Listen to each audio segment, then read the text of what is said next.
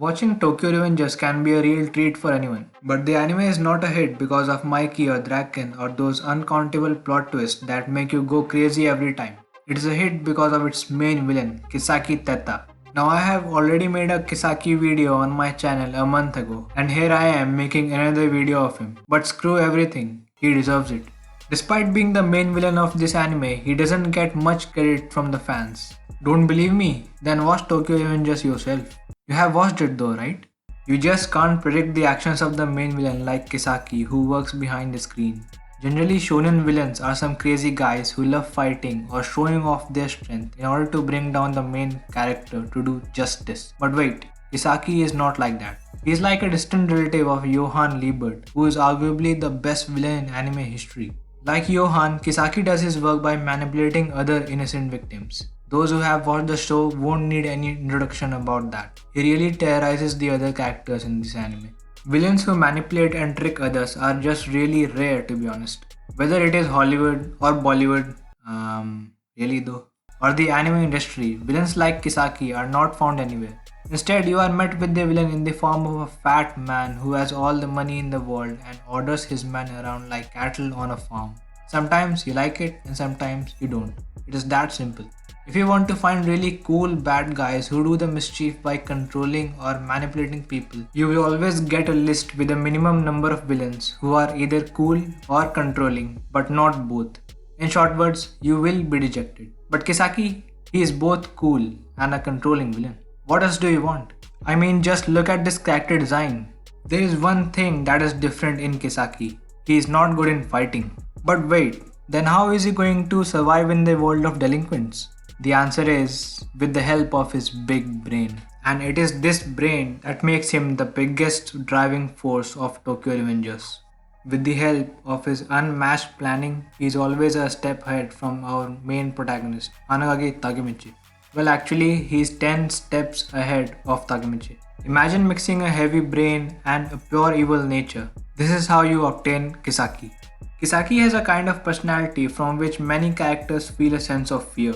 What's more is that Kisaki appeared in the anime in episode number 14, which is halfway through the first season. In all those 13 episodes, Takemichi was constantly asking questions and wondering who the hell was this Kisaki Teta. All the time, others were scared of him. Whenever they were reminded about Kisaki, they just went blank and refused to say his name. Instead, they just said him. For example, in episode 17 of Tokyo Revengers, Usanai told Takemichi and Chifuyu that he was terrified of Kisaki. It makes you wonder how a guy who was good at fighting was scared of a measly guy like Kisaki. It just shows that it does not matter if you can unleash severe punches, you just cannot reach the top. Imagine how much the characters other than Osanai would fear Kisaki. This is a kind of personality that really suits a villain, but it can also be cliched at times. I mean, if you are not afraid of the villain, then who are you going to be afraid of? In Tokyo Revengers, Takemichi is the main character. Mikey is the real main character. But Kisaki? Kisaki is the one who makes the show worthy to be watched and to be praised for what the storyline has offered so far. In other words, Kisaki, being the main villain, is the real star of Tokyo Revengers. Now do you understand me?